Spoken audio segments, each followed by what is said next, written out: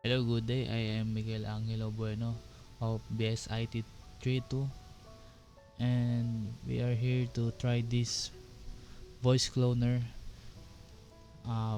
vocloner.com. Ito po ay isang AI tool para magaya yung voice natin, kaya siya tinawag na voice cloner. Testingin natin or try natin kung gumagana ba siya, na kaya niya bang gayahin yung boses ng tao katulad ko, kung kayang-gaya ba or hindi. Madali lang naman siyang gamitin, and ito po yung punta lang po kayo sa vocloner.com para matry nyo. Then pwede rin po kayo mag-record from microphone, or pwede rin namang mag-record na lang kayo sa PC nyo or laptop, then idadrop nyo lang po dito yung file. And binigyan po tayo ni Sir Ryan ng babasahin, and babasahin natin para makopya nung clone, nung AI, and babasahin din ng AI para matesting natin kung kaboses pa natin siya. Kanina po is nag-record ako. Ito, pakinggan natin yung We set record sail ko. on this new sea because there is new knowledge to begin and new rights to be won, and they must be won and used for the progress of all people. And ayun po yung boses ko, and try nating kung magagaya ba ng click nyo lang yung submit. Tayo nyo lang na matapos yung progress.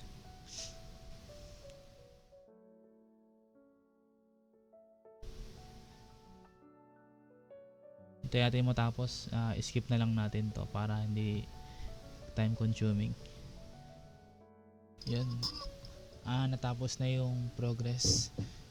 Minsan nag-error siya, ewan ko kung bakit, pero yan, okay naman.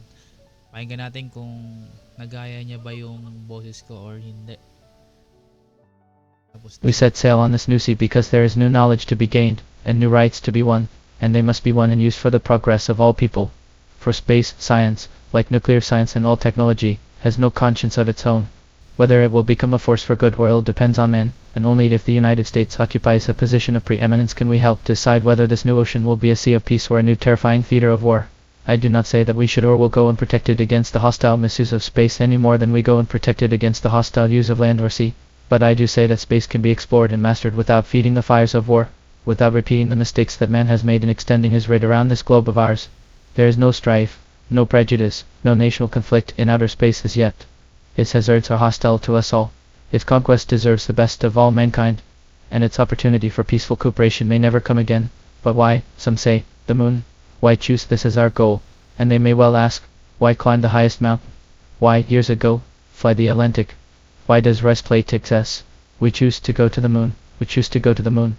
We choose to go to the moon in this decade and do the other things, not because they are easy, but because they are hard, because that goal will serve to organize and measure the best of our energies and skills, because that challenge is one that we are willing to accept, one we are unwilling to postpone, and one we intend to win, and the others, too.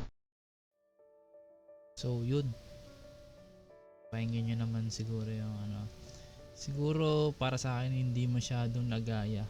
Syempre AI lang to, and siguro sa ibang boses kaya nilang gayahin, pero yun nga, hindi naman 100% na magaya, and halata mo rin naman kasi kung AI yung sasalita dahil medyo mabilis nga, tsaka matigas ang pagkakasabi.